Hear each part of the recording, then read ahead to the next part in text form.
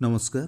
आकाशवाणी कटक आंचलिक संवाद पढ़ुछंती सत्यव्रत बेहुरा। स्वामी विवेकानंदଙ୍କ जयंती अवसर में आज देश में जातीय युव दिवस पालन करा जाउछि। स्वामी विवेकानंदଙ୍କ चिंताधारा मूल्यबोध एवं आदर्श को युवपीढ़ी मध्य प्रसार करने एही दिवस पालनर मूल उद्देश्य। चलित वर्ष एक स्थायी भविष्यत पई युवपीढ़ी स्थिरता एवं दायित्व सह राष्ट्र गठनर वार्ता नहीं जातीय युव दिवस पालन करा जाउछि।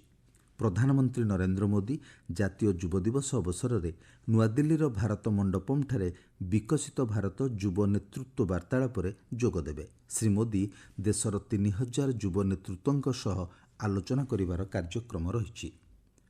नूतन जातीय शिक्षानीति प्रचलन हेबा परे देश में शिक्षा व्यवस्था रे अनेक संस्कार आसीछि बोली केंद्र शिक्षामंत्री धर्मेंद्र प्रधान कहिसंति। कटक टांगी स्थित एक घरोई विश्वविद्यालयर समावर्तन उत्सव में जोगदे श्री प्रधान विश्वविद्यालय स्तर में मूल्यबोध भित्तिक शिक्षा उपरे गुरुत्वारोप करथिले। वैदेशिक व्यापार राष्ट्रमंत्री कीर्तिवर्धन सिंह पुरी श्रीमंदिर जाई महाप्रभुଙ୍କ दर्शन करिसंति। से कहिसंति प्रवासी भारतीय दिवस कार्यक्रम सफलतार सह शेष होईछि। एहा ओडिशार सामग्रिक विकास दिगरे सहायक होई परिबो। राज्य में थिबा पुरातन कीर्तिराजी और पर्यटन स्थलीगुड़िकर अग्रगति उपरे स्वतंत्र ध्यान दिया जाउथिबा केन्द्रमंत्री कहिसंति। मुख्यमंत्री जन अभियोग शुणाणी आसंता काली भुवनेश्वर स्थित मुख्यमंत्री प्रकोष्ठ में बंद रहिबो। एने साधारण प्रशासन और अभियोग विभाग पक्षरु विज्ञप्ति प्रकाश पाइछि। मुख्यमंत्री अन्यान्य गुरुत्वपूर्ण कार्य रहिथिबारु अभियोग शुणाणी को बंद रखा जाइछि। मुख्यमंत्री मोहन चरण माझी बौद्ध जिला बाउंशुणी रे अग्निकांड रे 2 जण नाबालकों मृत्यु घटना रे गभीर शोक व्यक्त करिसंति। एहासह मृतकों परिवार वर्गों पई 4 लाख टंका लेखाएं सहायता राशि घोषणा करिसंति। सूचना अनुसार बाउंशुणी थाना अंतर्गत बालकीरा ग्राम रे पाळगदारे निया लागिजिबा फଳରେ पोड़ी होई 2 जनकर मृत्यु होइथिला।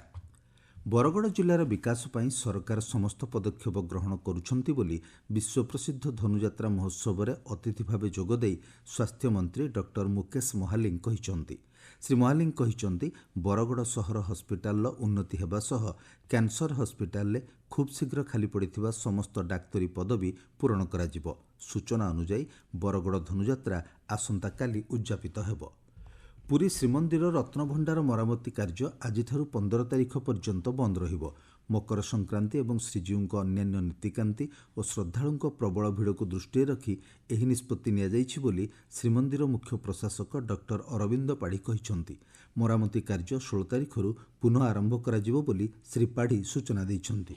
श्रीमंदिर रत्नभंडार मरामती कार्य विगत दिन मान चली डिसेम्बर 17 तारीख आरंभ होती। जो दिन नीति बहुल अच्छी श्रद्धालु एवं भक्त मान संख्या अधिक रोचे मैंने जानते आगतुरा सूचना दे आम से दिन बंद रखीला। एवं जेहेतु पुष्याभिषेक नीति पौष पूर्णिमा नीति अच्छी 13 तारीख रे एवं 14 तारीख रे मकर संक्रांति अच्छी तार गोटे दिन पूर्व अर्थात 12 तारीख रु एवं गोटे दिन पर पर्यंत 15 तारीख पर्यंत रत्नभंडार मरामती संरक्षण कार्य बंद रहिबो।